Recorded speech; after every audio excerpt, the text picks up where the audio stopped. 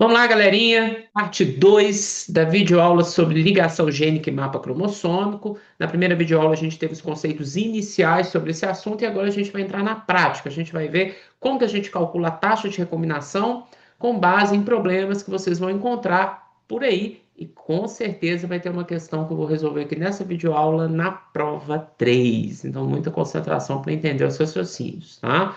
Vamos lá, pessoal.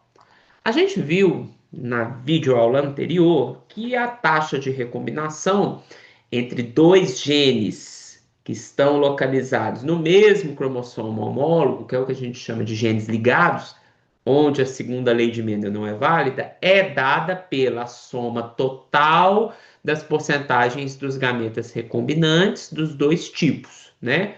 Ou a quantidade total dos gametas recombinantes dos dois tipos em relação à quantidade total dos gametas produzidos na meiose do indivíduo, multiplicado por 100 para esse resultado sair em porcentagem, tá? Então a gente vai pensar no indivíduo aqui, num cruzamento entre o indivíduo. Deixa eu só tirar uma coisinha aqui da minha tela. Beleza. A gente vai pensar no cruzamento de um indivíduo Mzão, Mzinho, Nzão, Nzinho, ou seja, um duplo heterozigoto, com um duplo homozigoto recessivo. Mzinho, Mzinho, Nzinho, Nzinho. Esse tipo de cruzamento geralmente vai ser o cruzamento feito para a gente enxergar nos descendentes os gametas do tipo parental e recombinante produzido pelo duplo heterozigoto. Mas aí você está se perguntando, Rafael, esse cruzamento teste nos descendentes produzidos por ele me revela quais os gametas são parentais ou recombinantes produzidos por esse indivíduo. Eu vou te mostrar isso agora. Vamos olhar para esse indivíduo aqui, que é o duplo homozigoto recessivo, galera. Todo mundo sabe que para esse genótipo, a constituição dos cromossomos desse indivíduo, a disposição dele, só pode ser cisno parental. Você concorda comigo? Olha para cá.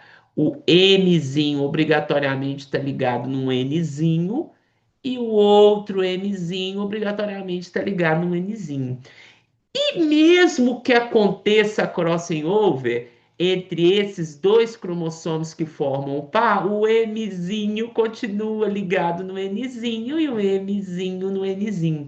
Então, esse indivíduo aqui, gente, ele só produz gameta do tipo Mzinho, Nzinho. Então, todos os indivíduos obtidos neste cruzamento vão receber o Mzinho ligado no Nzinho, porque todos os gametas que esse indivíduo produz, mesmo que o crossing over esteja acontecendo e acontece, o crossing over não muda a ligação, porque ele é um duplo homozigoto recessivo, tá?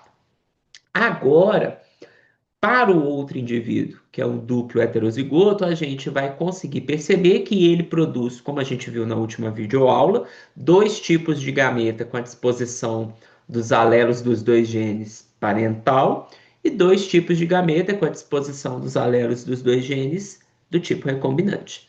E a questão já te mostrou, através dessa nomenclatura aqui, ó, que a disposição parental dos alelos dele é a cis. Porque veja, aqui a gente está mostrando nessa nomenclatura que ele tem o Mzão ligado no Nzão e o Nzinho ligado no Nzinho. Então, a disposição parental presente nos cromossomos do nosso indivíduo duplo heterozigoto é uma disposição parental do tipo sim, cis, dominante com dominante, num homólogo, recessivo com recessivo, no outro cromossomo que forma o par, tá? Então a gente sabe que se essa é a disposição parental dele, ele pode produzir, então, no final da meiose, quatro tipos de gameta. Os parentais, que vão repetir a disposição dos cromossomos presentes nesse indivíduo. Então, ele vai produzir um tipo de parental, que é o Mzão com o Nzão, e o Mzinho com o Nzinho. E ele vai produzir dois tipos de recombinante, que é o Mzão com o Nzinho e o Mzinho com um Nzão. Quando a gente observa os gametas por ele produzido, que é o que a gente tem aqui, a gente percebe que o primeiro parental, que é o Mzão com o Nzão, representou 45% dos gametas produzidos por esse indivíduo. Enquanto que o outro parental, que é o Mzinho com o Nzinho, representou também 45% dos gametas produzidos por esse indivíduo. E os parentais, portanto, representam 90% dos gametas produzidos por esse indivíduo.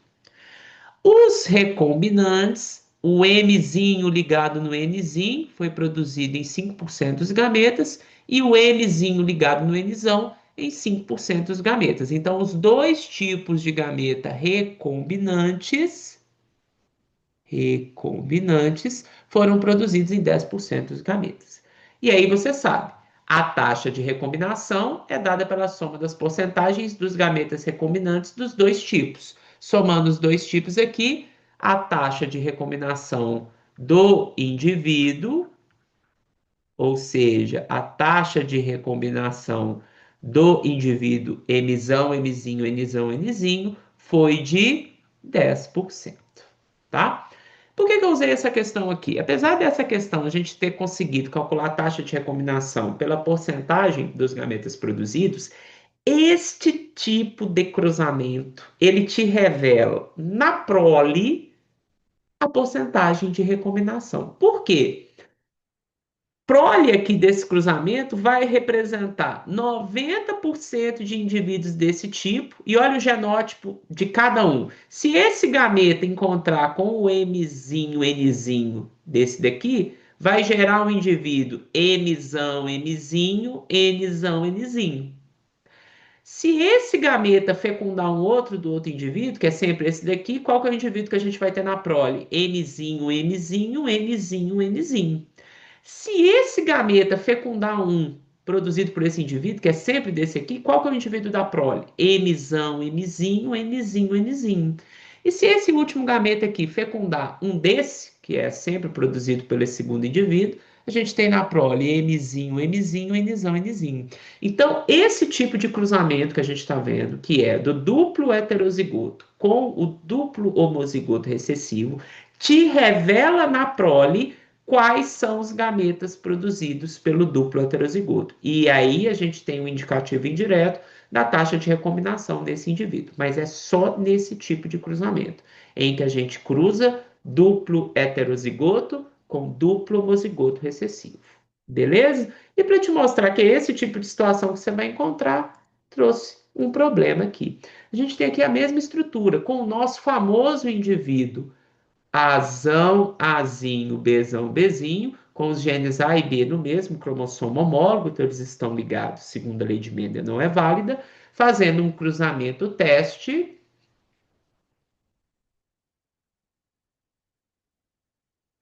com um indivíduo duplo homozigoto recessivo, Azinho, Azinho, Bzinho, Bzinho. A gente está considerando que o duplo homozigoto recessivo é um macho e o duplo heterozigoto é uma fêmea. Bom, você já sabe que esse indivíduo aqui, com ou sem crossing over, na hora que ele produzir os seus espermatozoides por meiose, 100% dos espermatozoides por ele produzidos vão ter o Azinho ligado no Bzinho. Então, todo descendente desse cruzamento recebe do pai o cromossomo com o Azinho e o Bzinho. Com ou sem crossing, esse cromossomo é sempre assim no final da meiose deste macho. Agora, esta fêmea, a gente sabe que na meiose dela, ela vai produzir 4 gametas diferentes. 2 tipos parentais, 2 tipos recombinantes. Observando os cromossomos presentes na célula da fêmea, a gente já sabe que os parentais dela serão iguais aos originais que ela tem, que ela recebeu do pai e da mãe dela. Isso quer dizer que os parentais para ela têm o Azão ligado no Bzão e o Azinho ligado no Bzinho. Os parentais dela têm a disposição cis. Portanto, na hora que ela fizer a meiose, um parental vai ser o Azão ligado no Bzão e o outro parental vai ser o Azinho ligado no Bzinho.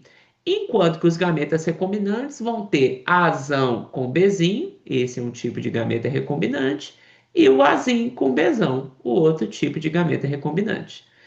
Esses gametas aqui, ao fecundarem este espermatozoide, cada um daqui é um tipo de óvulo, geraram na prole desse cruzamento este número de indivíduos filhotes. Então foram gerados 956 indivíduos na prole, azão, azinho, bezão, bezinho, 944 indivíduos na prole, azinho, azinho, bezinho, bezinho, 202 indivíduos na prole, azão, azinho, bezinho, bezinho, e 195 indivíduos na prole de azinho, azinho, bezão, bezinho. Muitas vezes você vai receber na questão a prole desse tipo de cruzamento teste. E a prole te revela a taxa de recombinação que aconteceu na meiose do duplo heterozigoto. Vamos lá. Esses indivíduos aqui, 956 mais 944, representam para nós os indivíduos que foram produzidos com gametas parentais. Então, cada um deles foi produzido por um gameta com a configuração parental. 956 com essa configuração parental e 944 que produziram essa segunda configuração parental. Portanto, eles representam para nós, de forma indireta, o número de gametas produzidos pela fêmea duplo heterozigota com a configuração parental dos seus alelos. E aí, gente, eu já fiz previamente essa conta aqui para gente. Isso aqui vai dar para nós 1.900 indivíduos, que representam para nós os 1.900 gametas produzidos por aquela fêmea com a configuração parental dos dois tipos na meiose dela. Esses outros indivíduos aqui, 202 mais 195, representam para nós os indivíduos que foram produzidos a partir de gametas com a configuração recombinante dos alelos produzidos na meiose daquela fêmea. Então, na hora que ela fez meiose, ela produziu, para gerar esses indivíduos aqui, 397 gametas com a configuração recombinante dos alelos dos genes A e B desses dois tipos que a gente avaliou aqui. Portanto, a taxa de recombinação é calculada da seguinte forma: o número total de indivíduos representa 100%. E os indivíduos que foram formados por gametas recombinantes, que também a gente pode falar que são os indivíduos que têm recombinação,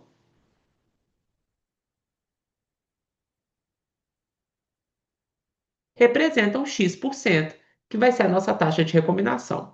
Qual que é o total de indivíduos? Os que foram produzidos por gameta parental e os que foram produzidos por gameta recombinante, que eu já fiz a conta aqui para vocês, dá 2.297. Isso para nós representa 100%. Os recombinados são esses aqui, a soma dos recombinados dos dois tipos, produzidos por gametas recombinantes a partir da meiose da fêmea dupla heterozigota. 397, que representa para nós X%. Então, 397 vezes 100, que dá 39.700, dividido por 2.297. A taxa de recombinação desta questão dá 17,2%. Tá? Então, aqui eu ensinei a segunda forma da gente calcular a taxa de recombinação, usando nessa questão o número de indivíduos produzidos na prole de um cruzamento teste, tá? Mais uma questão, essa eu não vou resolver passo a passo, tá? Eu já vou deixar aqui as perguntas e vou responder e peço com que vocês raciocinem depois com base nas respostas, tá?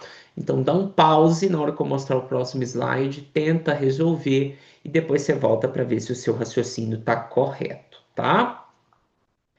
Esse é o tipo de questão que vocês vão estar encontrando aí ao longo dos processos seletivos e provavelmente na nossa prova. A gente tem aqui duas características de moscas. A cor do corpo, ela é controlada pelo gene P. que tem no alelo Pzão a determinação do fenótipo de cor amarelo e no alelo Pzinho a determinação do fenótipo de corpo preto. Pzão domina completamente Pzinho.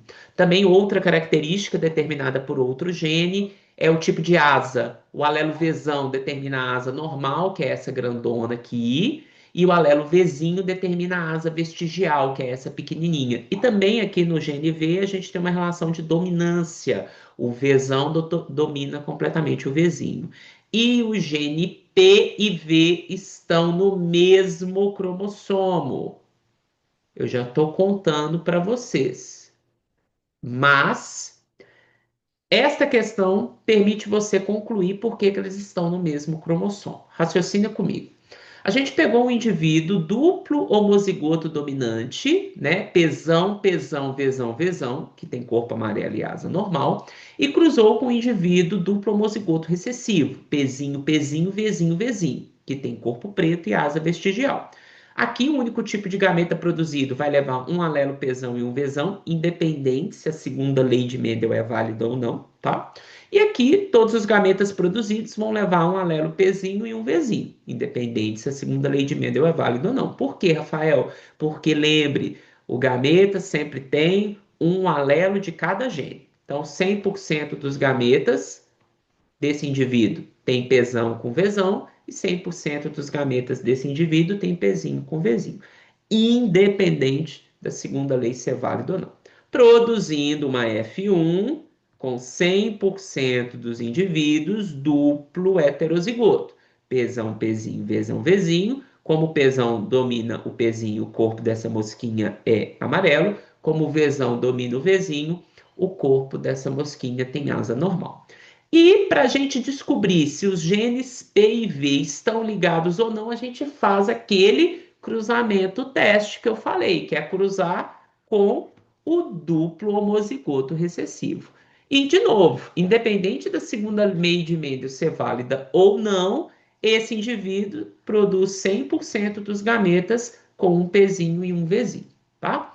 Este indivíduo, aí vem a hipótese. Os genes P e V estão ligados? Vamos lá. Se eles não estiverem ligados, todo mundo entende que se eles não estiverem ligados, a segunda lei de Mendel era válida. E aí o indivíduo Pzão, Pzinho, Vzão, Vzinho, se a segunda lei de Mendel for válida, produz gametas Pzão com Vzão, Pzinho com Vzinho, Pzão com Vzinho, Pzinho com Vzão. Cada um com um quarto de chance ou 25%, que é o que a gente viu na segregação independente. Cada um desses gametas iria fecundar um gameta produzido por essa mosquinha, Pzinho, Vzinho. Então, o que a gente ia encontrar na prole? Pzão, Pzinho, Vzão, Vzinho, que é esse gameta com esse gameta. A gente ia encontrar na prole Pzinho, Pzinho, Vzinho, Vzinho, que seria esse gameta com esse gameta. Próximo, Pzão, Pzinho, Vzinho, Vzinho, que seria o encontro desse gameta com esse gameta. E o último, Pzinho, Pzinho, Vzão, Vzinho, que seria o encontro desse gameta com esse gameta.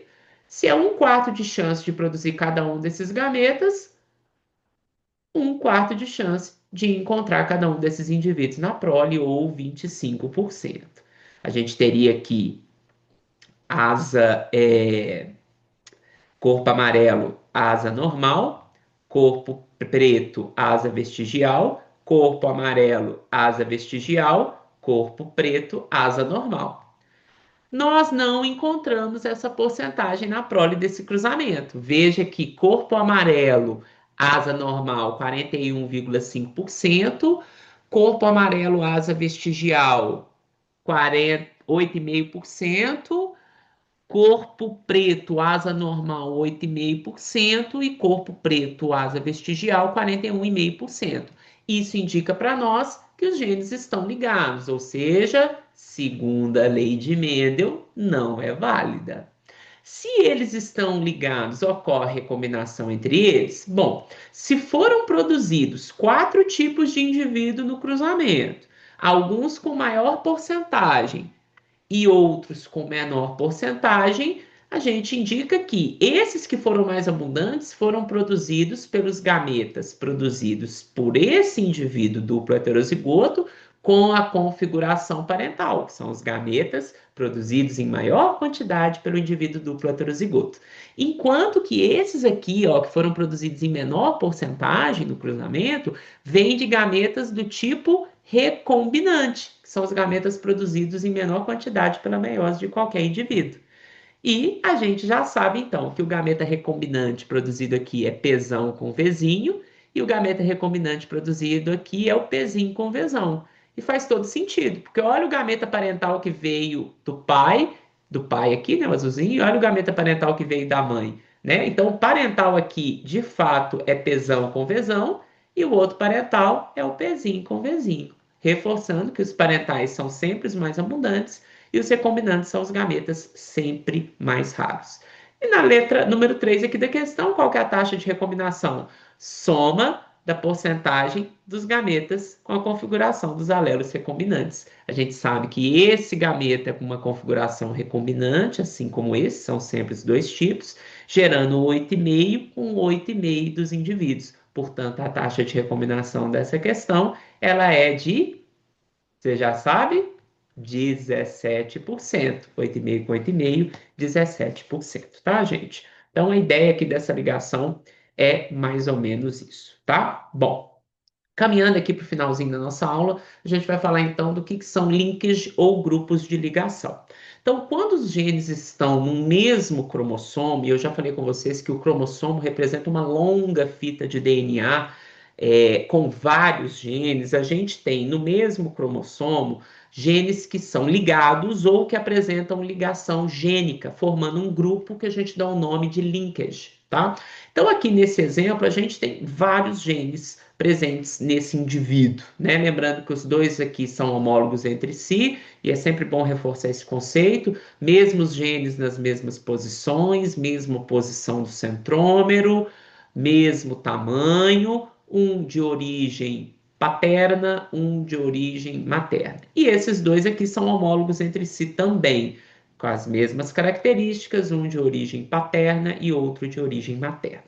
Veja que aqui a gente tem um indivíduo em que esses genes aqui, ó, gene A, B, C, D, E, F, G, que estão no mesmo cromossomo, eles formam um grupo de ligação, formam um linkage, são genes ligados, tá? Enquanto que em relação aos cromossomos que estão nesse outro par de homólogo, todos esses genes aqui, todos esses alelos, vão ter segregação independente. Mas em relação aos genes que estão no mesmo homólogo que eles estão ligados, eles estão no mesmo linkage, no mesmo grupo de ligação. Então a gente pode falar que o gene A, o gene B, C, D, E, F, G, todos eles formam o mesmo grupo de ligação, formam um linkage. Enquanto que os alelos Lzinho, Mzão, Nzão e Pzão formam outro grupo de ligação, outro linkage. Entre eles, a segregação não é independente, mas de um grupo de ligação de um cromossomo homólogo com outro grupo de ligação de outro homólogo, a gente tem segregação independente, ok? Nesse caso, quando a gente vai avaliar, a gente avalia que a segunda lei de Mendel é válida ou inválida de acordo com a localização dos genes em relação aos homólogos, tá? Bom, e aí, o que vocês vão ter que tomar cuidado a partir de agora? A gente tem que diferenciar, gente, se a gente tem que diferenciar se um determinado problema tem ligação gênica entre os genes que estão determinando as características daquele enunciado, ou se os genes que ali estão sendo envolvidos, eles têm segregação independente, ou seja, a segunda lei de Mendel é válida. Tem dois métodos. O método direto é aquele mais simples, né? Então, pensando no indivíduo duplo heterozigoto, Azão, Azinho, Bezão, Bezinho, como que a gente sabe se o gene A e o gene B têm segregação independente, a segunda lei de Mendel é válida, ou se ele tem segregação dependente, ou seja, ele tem ligação gênica e a segunda lei de Mendel é válida. E na segunda situação, quando tem crossing over e quando não tem. Presta bem atenção. O método direto para responder essa questão se baseia em olhar a porcentagem dos gametas produzidos por esse indivíduo duplo heterozigoto.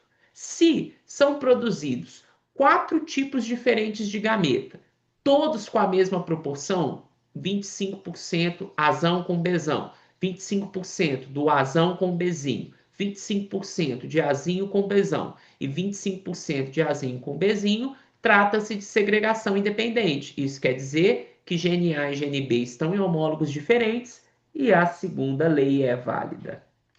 Você separa o cruzamento em dois cruzamentos de um gene só, resolve, aplica a regra do I e vai ser feliz, igual a gente aprendeu nas aulas presenciais.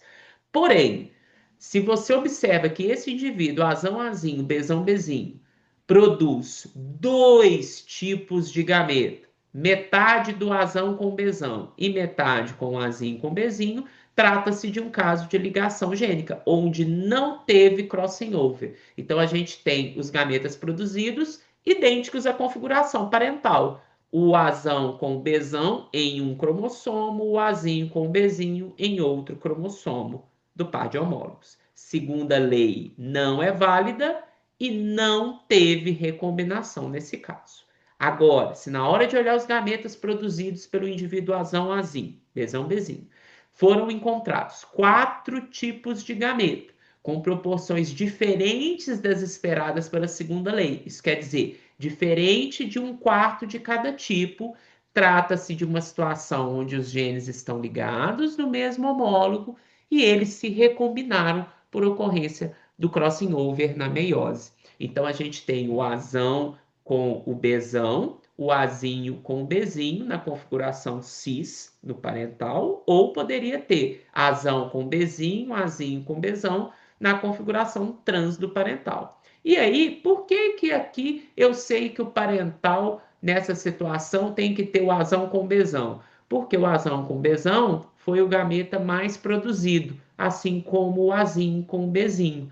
Lembre-se, os gametas que são mais produzidos são sempre com configuração parental, enquanto que os gametas produzidos em menor porcentagem são os gametas com a configuração recombinante. Por isso que a gente já sabia aqui, com base na quantidade de gameta produzido na meiose do indivíduo azão, azinho, bezão, bezinho, que o parental era o azão com bezão em um cromossomo e o azinho com bezinho no homólogo.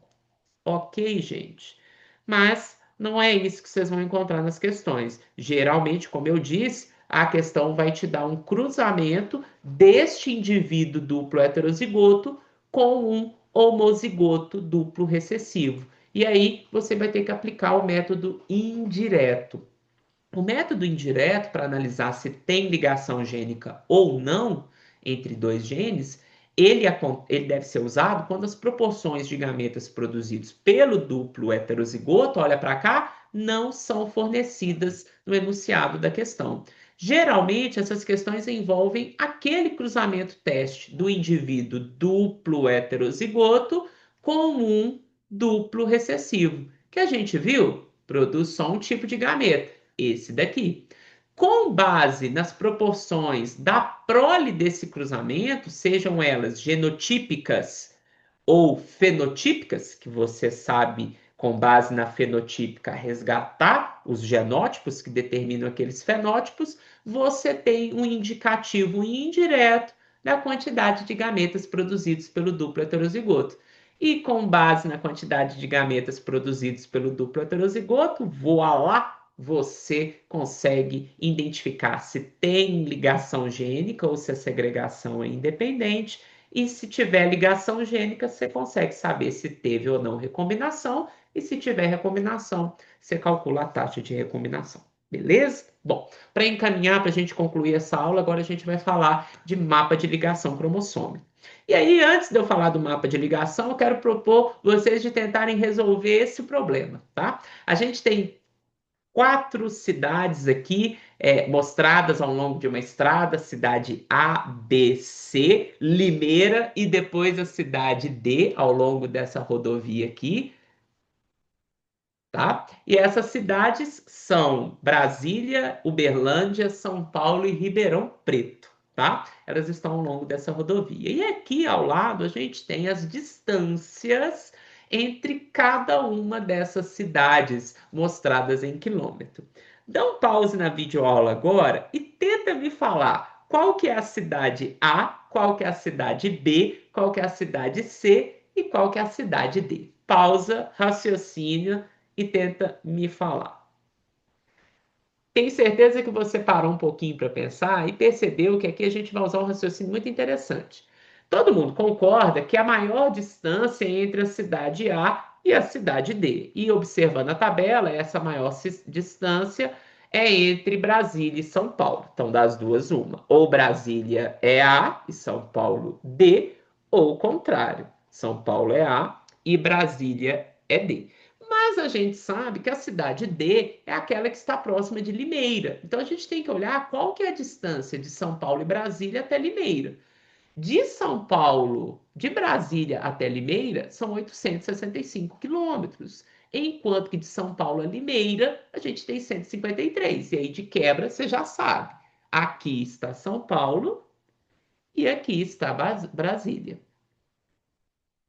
Falta agora descobrir quem é B e C. De novo, a cidade C está muito mais perto de São Paulo do que de Brasília. A cidade C também está bem mais perto de Limeira do que a cidade B. Então, observando aí as distâncias, né, de Ribeirão Preto e de Uberlândia, a gente percebe que Ribeirão Preto até Limeira, a gente tem 166 quilômetros, enquanto que de Uberlândia até Limeira, a gente tem 440. Então, de quebra, você já sabe que B é Uberlândia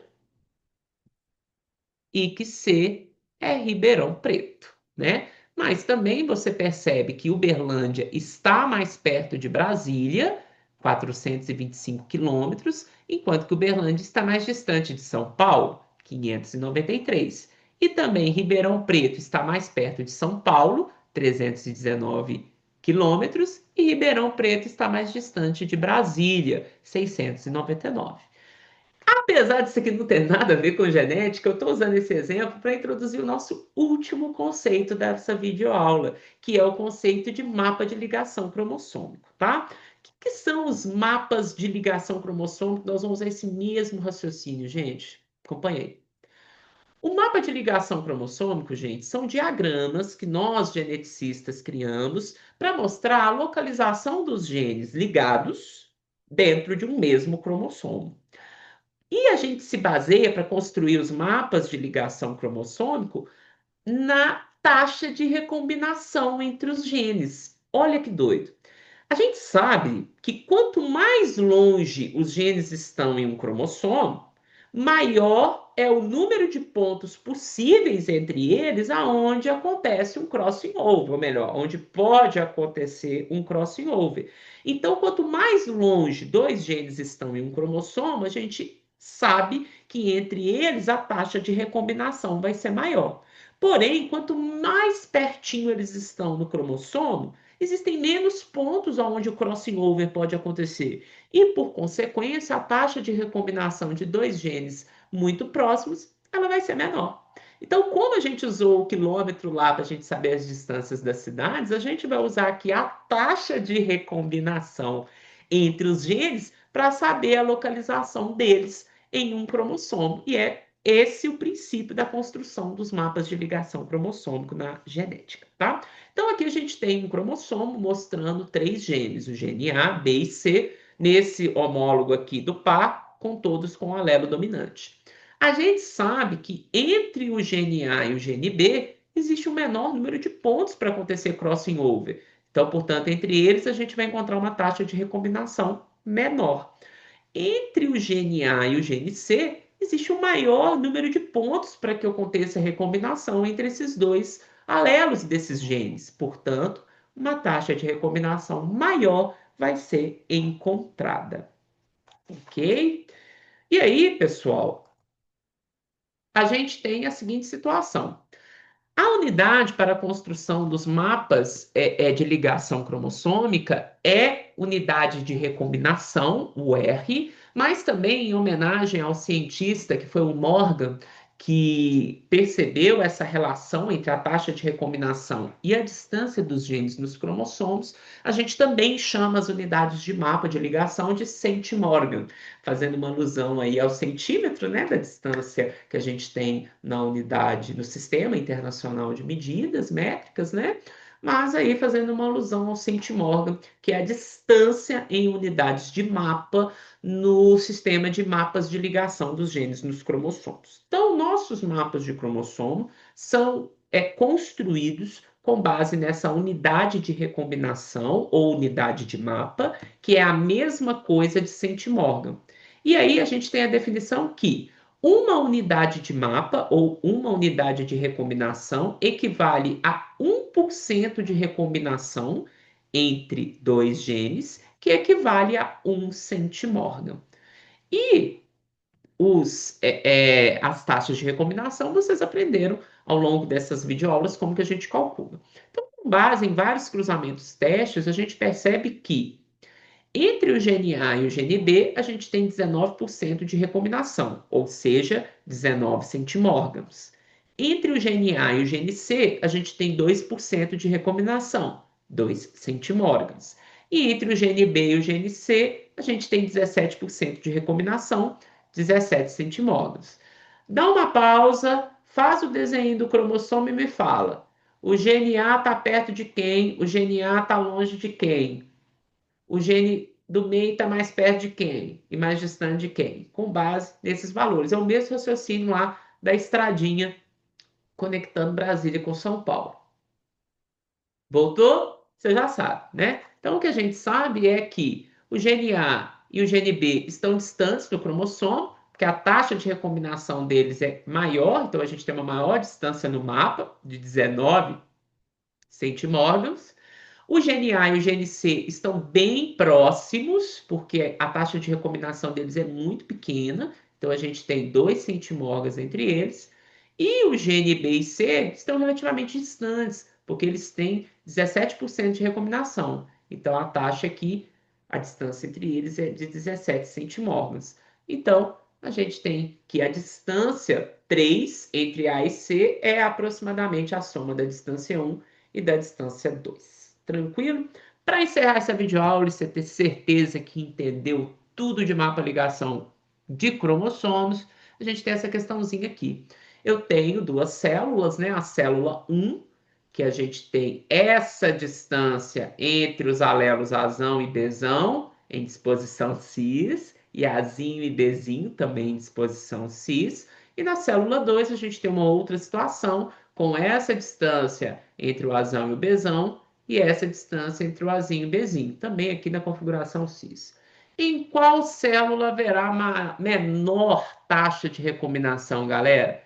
Menor taxa de recombinação é onde os genes estão mais próximos. Não concordam? Os genes estão mais próximos na célula 2. Se eles estão mais próximos, com menos centimorgas entre si na célula 2, na hora que esse indivíduo fizer meiose, a gente vai encontrar uma menor taxa de recombinação.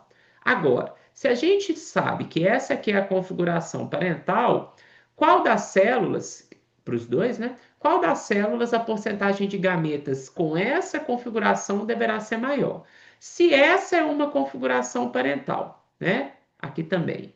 A gente sabe que nesta célula os recombinantes vão ser azão com bezinho e também azinho com bezão. E nessa célula os recombinantes também serão azão com bezinho e azinho com bezão. Então a gente está perguntando qual delas eu vou encontrar maior porcentagem de gametas recombinantes. A gente encontra maior porcentagem de gameta recombinante naquele indivíduo que tem maior taxa de recombinação. E aí você sabe que a gente vai encontrar maior taxa de recombinação aonde a distância dos dois genes for maior, com mais centimorgas entre si. Nesse caso, então, é na célula 1. Beleza? Gente, para vocês brincarem aqui, a gente tem uma questão que vai envolver tudo que a gente estudou, tá? Tanto a parte de identificar se tem ligação gênica ou não, pelo método indireto, tá? Essa questão envolve. porque é um cruzamento teste de um duplo heterozigoto com um duplo homozigoto recessivo. Então, a primeira coisa que vocês têm que fazer aqui é descobrir se tem ligação gênica ou se a segunda lei de Mendel é válida.